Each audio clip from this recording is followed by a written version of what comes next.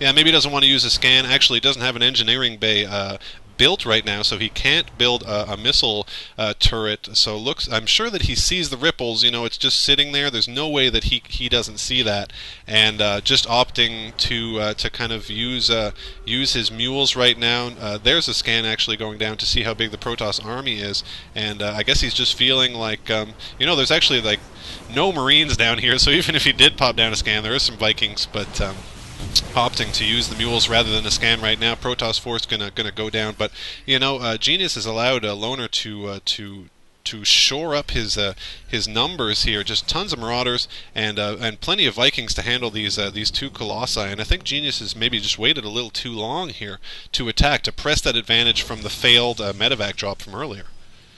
I would agree with that. These Vikings, 5 in number, should be enough to quickly take down at least one of those Colossi, and there are just so many Marauders to take out these Stalkers. Loner really does have a very large army right now.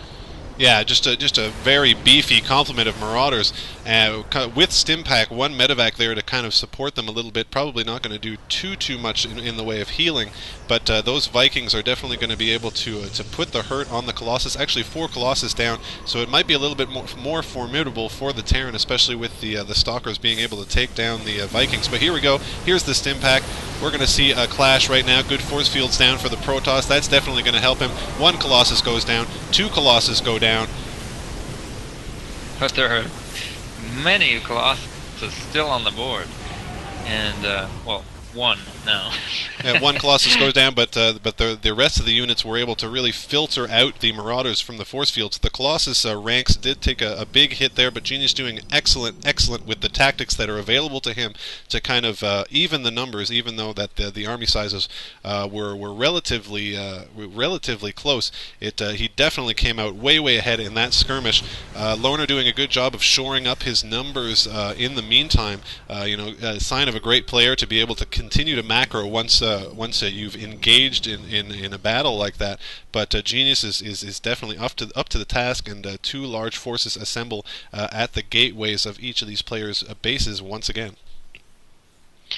Yeah, I mean, you got to look at Loner's base and you see 5 barracks in the main, and you know, that's exactly what a Terran needs to quickly reestablish his army.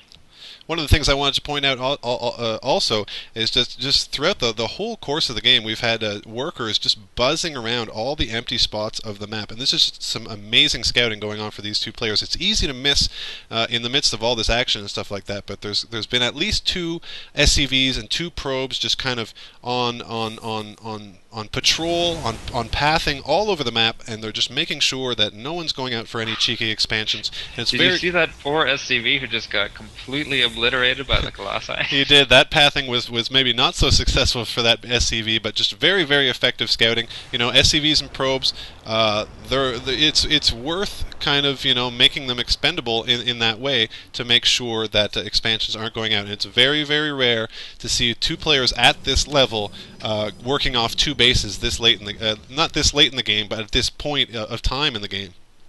I'm a little bit concerned that Loner has 0-0 upgrades and 0-0 upgrades on his ground and air units respectively right now, and against these high-tier units, these Colossi, I don't know if he's going to be able to cut it. This battle is going to come up any second now.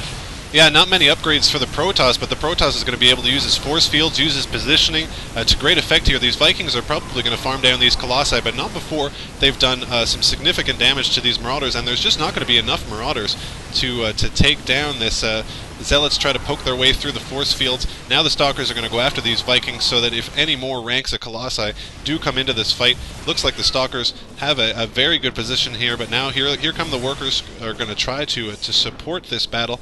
Maybe force fields not available to the sentries at this moment. Genius is going to retreat, feeling like he kind of got the better out of that battle. Once again, that's about 3 or 4 battles now that Genius has made an even numbers battle come out in his advantage. Excellent play here by the Protoss. Yeah, both players making great use of their workers. Neither player underestimating workers in their battle capabilities, and always bringing them in at the clinch moment and driving the opponent away.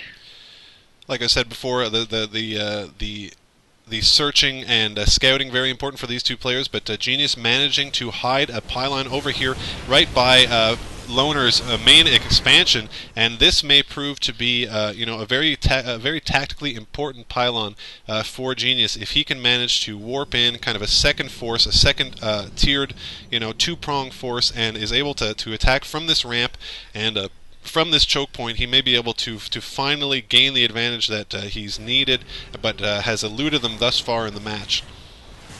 Genius really upping his ranks of sentries, and he's really taking advantage of that shield, and he's going to use it to great effect right now.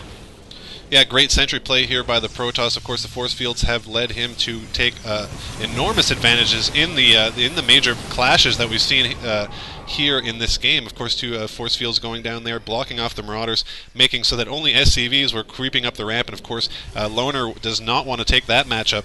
Marauders going to give chase now as the force fields have gone down. He'll see this pylon, but I doubt he'll see the other one. That other one's still there, still tactically viable for Genius.